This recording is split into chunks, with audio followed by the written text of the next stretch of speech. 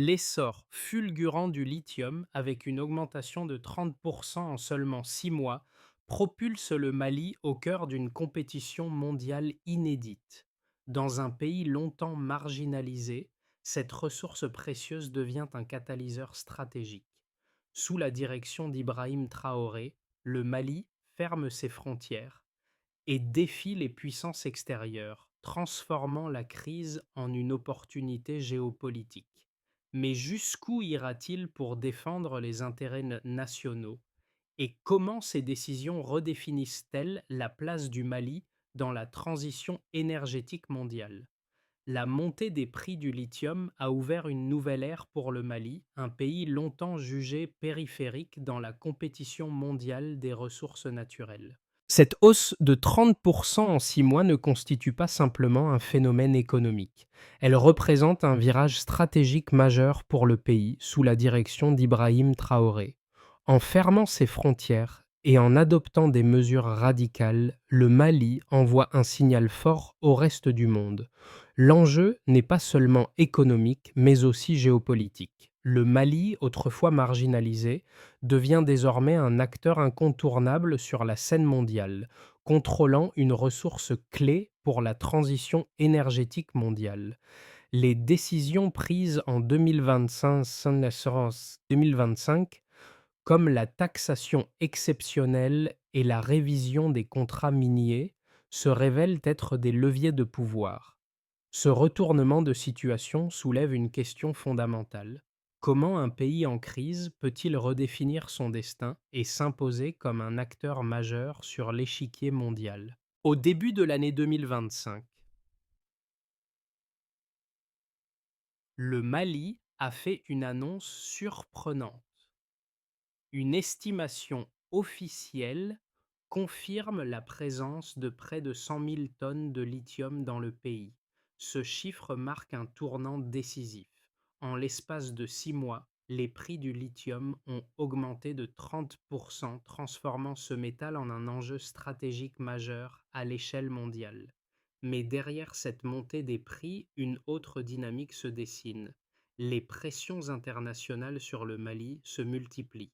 Des incursions discrètes dans les zones minières et des tentatives d'accords accélérés révèlent la convoitise croissante des grandes puissances pour cette ressource.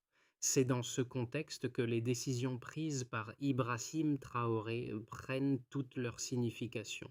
Lorsqu'il décide de fermer les frontières et de réviser les contrats miniers, il ne fait pas qu'agir par réaction à des pressions extérieures. Ces mesures s'inscrivent dans une stratégie de verrouillage progressif du territoire, visant à protéger les intérêts nationaux face à un monde de plus en plus avide de ressources. Au-delà des simples gestes politiques, chaque décision devient une pierre angulaire d'une transformation géopolitique et économique. Ibrahim Traoré, figure centrale du Mali en 2025, incarne le changement radical dans un pays jadis perçu comme périphérique. Alors que les réserves de lithium confirmées à 100 000 tonnes propulsent le Mali au centre des préoccupations géopolitiques mondiales, le rôle de Traoré devient celui d'un stratège déterminé à préserver la souveraineté du pays. Dès le début de l'année, des pressions extérieures commencent à se faire sentir. Des groupes étrangers tentent de cartographier les gisements. Des entreprises multinationales cherchent à accélérer les négociations pour exploiter plus rapidement les ressources maliennes. Le gouvernement malien réagit en verrouillant les frontières et en instaurant des taxes exceptionnelles sur les profits miniers étrangers. Ce geste est perçu comme un défi direct aux puissances mondiales. Mais plus qu'une simple mesure économique, cette décision devient un marqueur stratégique. Il ne s'agit plus de simplement réagir aux tentatives d'exploitation, mais d'affirmer le contrôle national sur des ressources vitales. Le changement opéré par Ibrahim Traoré dépasse les simples actions gouvernementales. Il marque un moment charnière dans l'histoire du Mali où le pays cesse de se positionner comme une victime géopolitique pour devenir un acteur résolu de sa propre destinée. À travers cette stratégie, le Mali cherche non seulement à défendre ses ressources, mais aussi à forger une nouvelle place sur l'échiquier mondial. Au printemps 2025, une série d'événements marque un tournant décisif pour le Mali, un pays au centre d'une lutte géopolitique sans précédent. Le Mali, qui possède désormais des réserves de lithium confirmées à 100 000 tonnes, se trouve à l'intersection de forces économiques mondiales. Dès lors, les tensions s'intensifient. Les grandes puissances et multinationales, jusque-là habitués à exploiter les ressources africaines sans grande opposition, se retrouvent face à une situation nouvelle. Un pays qui, sous l'impulsion de son président Ibrahim Traoré, s'affirme comme un gardien de ses ressources naturelles. La fermeture des frontières, actée en juin 2025, devient un symbole de cette résistance. Ce geste radical, perçu par certains comme une rupture avec les pratiques traditionnelles, soulève une question importante. Est-ce un acte de souveraineté ou un isolement politique et économique? Cette politique de fermeture n'est pas qu'un simple coup d'éclat. Elle fait partie d'une stratégie plus vaste visant à protéger les ressources naturelles du pays tout en affirmant sa position géopolitique. En réponse à la pression internationale, le gouvernement malien prend des mesures radicales.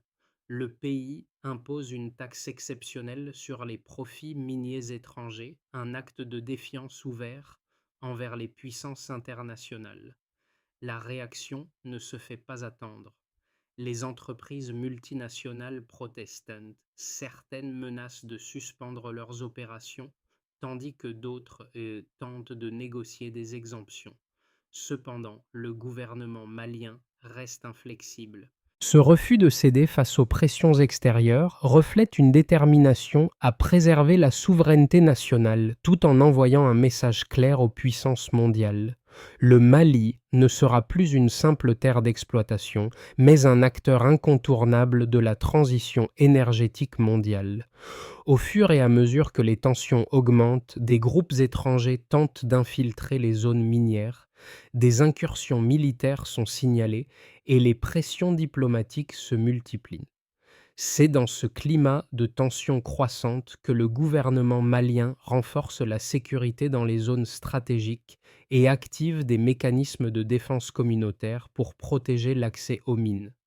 Cette situation illustre un changement profond dans la politique étrangère et économique du Mali. Le pays, jadis soumis à la volonté des puissances extérieures, devient désormais une forteresse de souveraineté et un acteur clé dans la compétition mondiale pour les ressources stratégiques.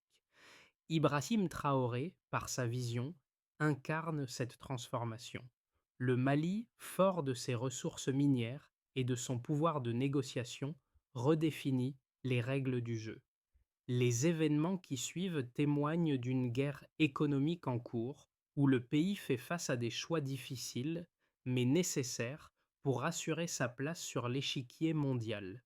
Le Mali, en 2025, se retrouve au cœur d'une dynamique économique mondiale centrée sur les ressources stratégiques, en particulier le lithium. Alors que les pressions internationales s'intensifient, les données économiques révèlent des tendances frappantes. En janvier 2025, le pays confirme détenir près de 100 000 tonnes de lithium, un chiffre qui modifie profondément l'équilibre du marché mondial des ressources naturelles. En seulement 6 mois, les prix du lithium ont augmenté de 30%, ce qui témoigne de l'importance croissante de cette ressource dans le contexte de la transition énergétique. Ces chiffres ne sont pas simplement des indicateurs économiques, ils représentent un changement de paradigme où le Mali, un acteur longtemps marginal dans les débats géopolitiques, devient un centre névralgique des enjeux énergétiques mondiaux. Le rapport publié par le ministère des Mines du Mali en mars 2025 indique que les réserves de lithium du pays sont en constante augmentation.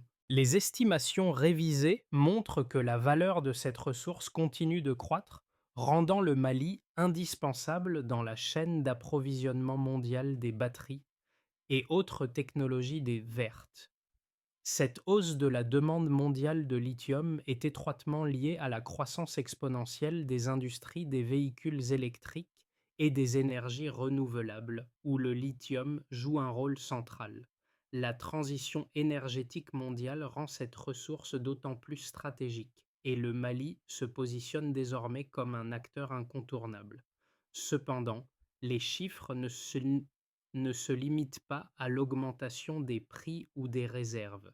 Les effets de ces évolutions sont visibles à l'échelle nationale.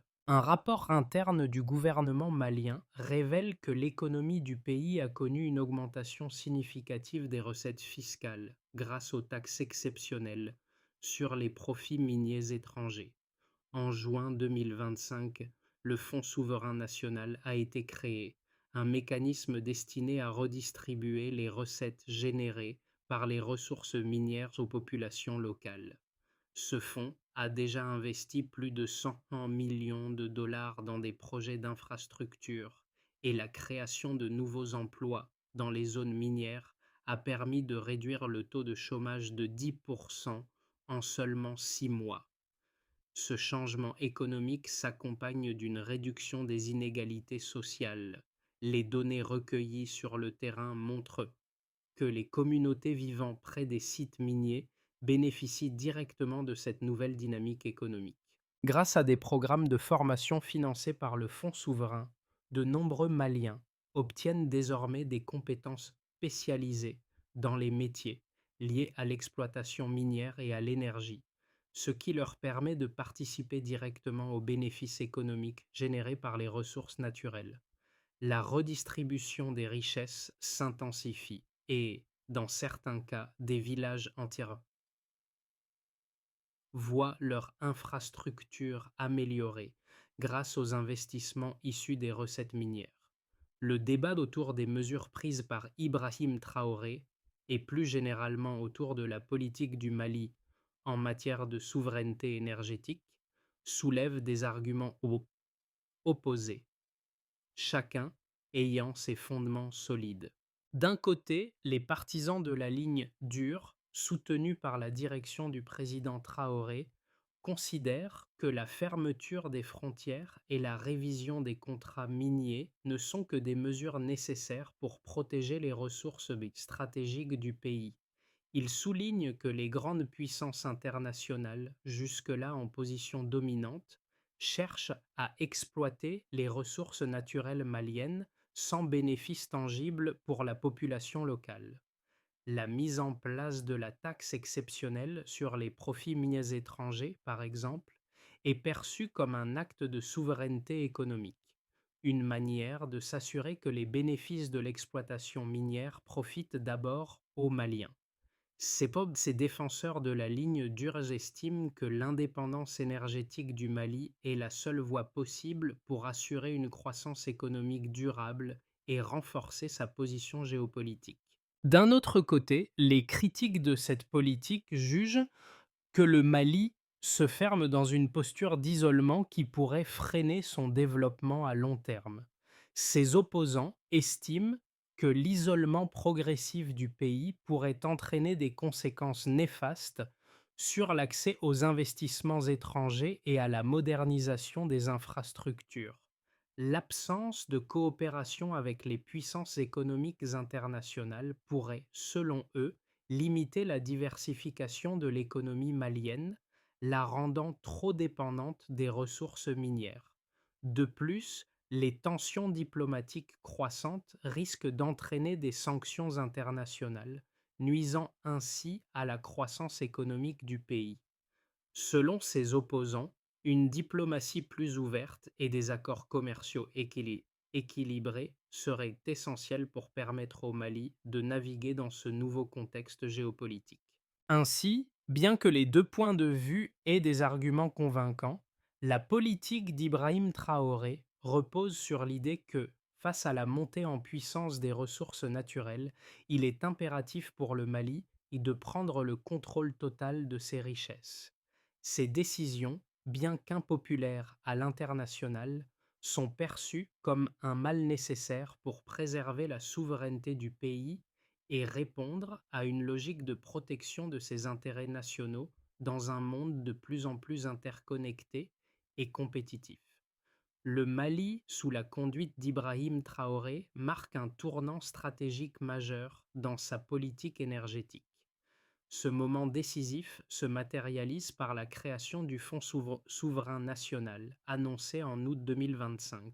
Ce fonds, alimenté par les recettes minières, représente une rupture avec les modèles économiques précédents où les ressources naturelles étaient souvent exploitées sans retour direct pour la population locale. La mise en place de ce mécanisme permet au Mali de prendre en main sa propre destinée économique, en redistribuant une part importante des bénéfices générés par les ressources stratégiques, notamment le lithium. Ce geste renforce non seulement la souveraineté nationale, mais aussi la légitimité du gouvernement de Traoré aux yeux des Maliens. Dans ce contexte, le pays commence à se réorienter. Le modèle de développement économique basé sur la maximisation des ressources naturelles devient un levier pour améliorer l'infrastructure nationale et la vie des citoyens. Grâce à des investissements massifs dans des projets d'infrastructure, le Mali cherche à réduire sa dépendance à l'égard des puissances étrangères, tout en créant une dynamique interne d'autosuffisance. Ce pivot, marqué par la création du Fonds souverain, annonce un nouveau chapitre pour le pays, où les bénéfices des ressources naturelles sont désormais destinés à transformer les conditions de vie locales et à renforcer la position du Mali sur la scène mondiale. Les conséquences de la politique malienne se manifestent de manière tangible et multiforme, affectant non seulement le pays lui-même, mais aussi la dynamique régionale du Sahel. Le Mali, désormais au centre des tensions géopolitiques, doit faire face à des répercussions sur plusieurs fronts.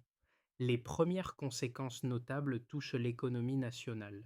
Alors que les multinationales, autrefois maîtres du terrain, commencent à se retirer ou à réévaluer leurs investissements, le pays se retrouve dans une position paradoxale. D'un côté, les investissements étrangers diminuent en raison de la fermeture des frontières et des taxes élevées sur les profits miniers.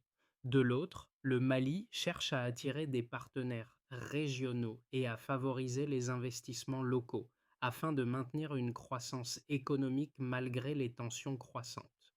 Les communautés locales, quant à elles, bénéficient directement des mesures mises en place. Le fonds souverain, financé par les profits issus de l'exploitation des ressources minières, commence à redéfinir la dynamique sociale du pays. En 2025, les projets d'infrastructures soutenus par le fonds ont permis la construction de nouvelles routes, d'écoles et d'hôpitaux dans les zones proches des mines. Ces investissements ont un double objectif: moderniser le pays et surtout garantir que les richesses minières bénéficient avant tout aux Maliens. Le taux de chômage a diminué de manière significative, notamment grâce à la création d'emplois dans les secteurs miniers et énergétiques. Cependant, ces avancées ne se font pas sans tension. La redistribution des richesses et les questions sur la gestion des fonds suscitent des débats internes. Les inégalités régionales persistent et certaines zones minières, malgré les investissements, restent en proie à des conflits locaux sur la manière dont les ressources doivent être allouées. Les communautés voisines des gisements de lithium, en particulier, se battent pour s'assurer que les bénéfices financiers ne profitent pas uniquement aux grandes villes, mais soient également répartis de manière équitable entre tous les Maliens. Les groupes communautaires exercent une pression croissante pour obtenir des parts plus importantes des revenus, et les tensions sociales risquent de se multiplier si ces attentes ne sont pas satisfaites. Dans le même temps, sur le plan international, le Mali s'attire des critiques. De nombreux gouvernements étrangers, notamment ceux des pays occidentaux, voient d'un mauvais œil la fermeture des frontières et l'isolement économique progressif. Les sanctions économiques se multiplient et les relations diplomatiques se tendent. Les négociations avec les multinationales deviennent plus complexes, certaines entreprises se tournant vers d'autres pays pour exploiter des ressources similaires sans les contraintes imposées par Bamako. Toutefois, malgré ces pressions, le gouvernement malien maintient sa position, convaincu que cette voie est la seule qui assurera un développement durable et une autonomie économique à long terme. À l'horizon des 6 à 12 mois, 3 scénarios distincts se dessinent pour le Mali, chacun avec ses avantages et ses défis. Chacun dépend de la capacité du gouvernement à maintenir sa ligne stratégique face à la pression internationale, tout en gérant les enjeux internes liés à l'exploitation des ressources minières. Le premier scénario, dit de base, envisage une stabilisation progressive de la situation économique et politique du pays.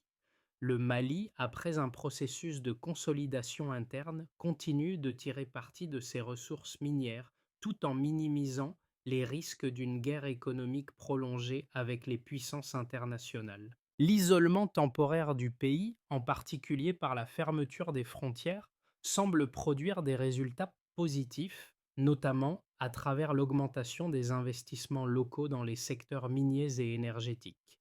Cependant, ce scénario implique aussi des tensions sociales internes autour de la redistribution des bénéfices des ressources, ce qui pourrait entraîner des troubles politiques si ces attentes ne sont pas comblées. Malgré ces tensions, le gouvernement malien parvient à maintenir une politique de stabilité économique, consolidant ainsi ses acquis et réduisant la dépendance aux acteurs étrangers. Le deuxième scénario, optimiste, imagine un Mali devenu un acteur clé sur la scène régionale du Sahel. Dans ce cas, le pays renforce ses relations avec ses voisins, comme le Burkina Faso et le Niger, et forme un bloc économique plus solidaire autour de la gestion partagée des ressources naturelles. Le Mali devient un catalyseur de transformation économique régionale, avec un modèle basé sur la souveraineté des ressources naturelles et la redistribution équitable des bénéfices. Le fonds souverain inspire d'autres pays africains, créant un effet domino de réformes similaires dans toute la région. Les investissements étrangers commencent à revenir, bien que sous forme de partenariats équilibrés, et les infrastructures régionales se développent à un rythme soutenu. Enfin, le scénario pessimiste imagine une escalade des tensions diplomatiques et économiques où l'isolement progressif du Mali entraîne des conséquences graves sur la stabilité du pays. En réponse aux sanctions économiques et à l'aggravation des relations internationales, le Mali voit une réduction importante des investissements étrangers, ce qui freine sa croissance économique. Les, les tensions internes s'intensifient également, notamment autour de la gestion des ressources et de l'inégale répartition des richesses. Les groupes rebelles et les mercenaires, attirés par les gisements stratégiques, multiplient leurs incursions dans les zones minières, déstabilisant davantage le pays. La pression sociale monte alors que le gouvernement malien, isolé, peine à répondre aux attentes populaires et l'instabilité dans la région se généralise. Chacun de ces scénarios présente un ensemble de risques et d'opportunités, et la trajectoire du Mali dépendra de sa capacité à naviguer entre ces différents défis tout en préservant ses intérêts nationaux. Les événements qui secouent le Mali en 2025 ne laissent pas indifférents les différents groupes sociaux du pays, mais aussi les acteurs économiques et diplomatiques qui observent attentivement l'évolution de la situation. Pour les Maliens, la question des ressources naturelles n'est plus seulement une question économique. Elle est au cœur des enjeux de souveraineté et d'autonomie. Les décisions prises par Ibrahim Traoré, bien que controversées à l'international, ont trouvé un large soutien auprès des populations locales. Dans les régions proches des mines, le soutien au gouvernement s'est intensifié, notamment en raison des investissements directs dans les infrastructures et des programmes de formation financés par le Fonds souverain.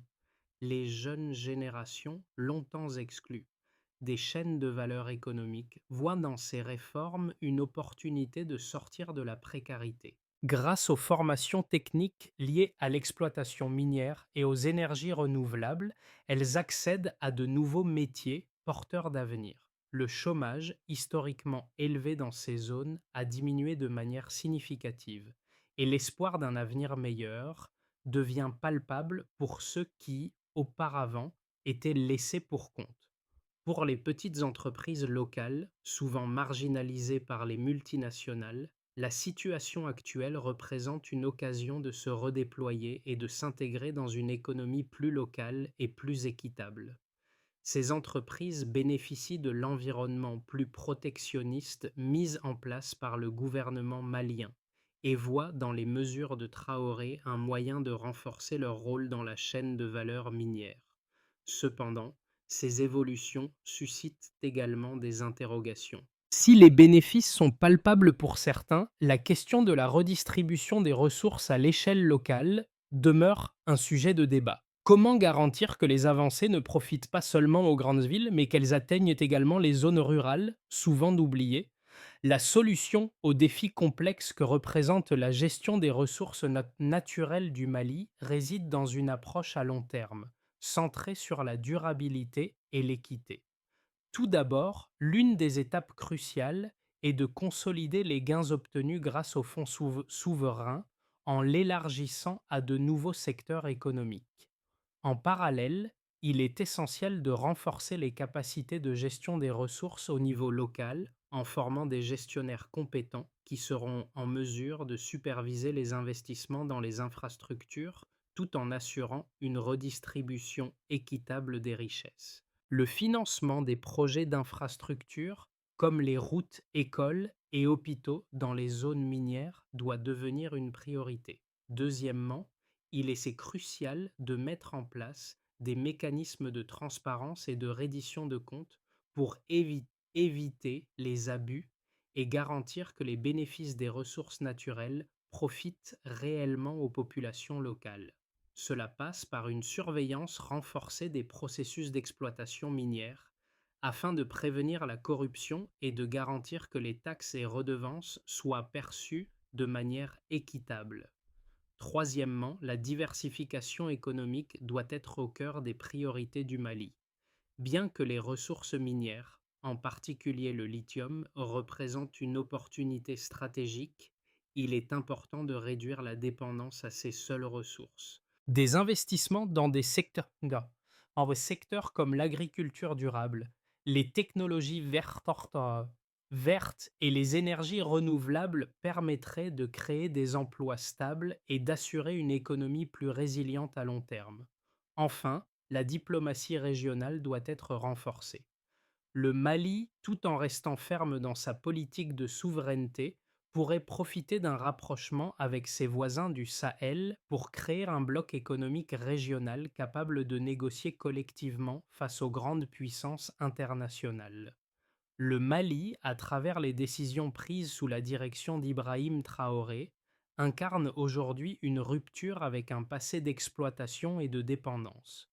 Cette transformation, bien que complexe et semée d'embûches, ouvre un nouvel horizon pour le pays. Le lithium, autrefois une simple ressource minière, est désormais devenu un catalyseur de changement, redéfinissant la trajectoire du Mali sur la scène mondiale.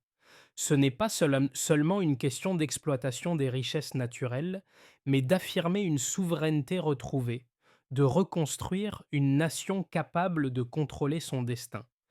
Les Maliens, dont les voix ont longtemps été ignorées dans les discussions mondiales, se voient aujourd'hui au cœur de la décision. Dans les régions minières où les investissements commencent à transformer les conditions de vie, un sentiment de fierté émerge. Ce n'est plus seulement une question de développement économique, mais de dignité et de fierté nationale. Ibrahim Traoré n'est plus seulement un leader politique, il devient le symbole d'une nation qui refuse de se soumettre aux forces extérieures, affirmant ainsi sa place dans un monde en mutation. La question qui se pose est donc la suivante. Dans cette nouvelle ère, jusqu'où le Mali ira-t-il pour protéger ses ressources et son avenir face aux pressions globales? Le Mali, sous la direction d'Ibrahim Traoré, ouvre une voie nouvelle qui pourrait bien résonner au-delà de ses frontières. Dans un monde où les ressources naturelles sont devenues des leviers géopolitiques majeurs, la question de la souveraineté devient plus que jamais essentielle. Le Mali, en repensant son modèle économique et en réaffirmant son contrôle sur ses ressources, propose une nouvelle vision, celle d'un développement qui profite d'abord aux populations locales et qui renforce l'indépendance nationale. Mais cette transition ne se fait pas seule. Elle exige une réflexion collective, un dialogue ouvert avec la communauté internationale, les entreprises et surtout les citoyens maliens eux-mêmes. Le modèle malien pourrait inspirer d'autres pays africains et au-delà en offrant un exemple de souveraineté économique face aux pressions extérieures. Alors, comment chacun peut-il contribuer à cette réflexion collective? La voix du Mali pourrait bien devenir celle de nombreuses autres nations, mais cela dépendra de la capacité de ses citoyens à se rassembler et à faire entendre leur voix. Quelle est votre opinion sur cette approche de souveraineté et de développement? Partagez votre vision et vos réflexions, car l'avenir du Mali et peut-être celui d'autres nations en dépend.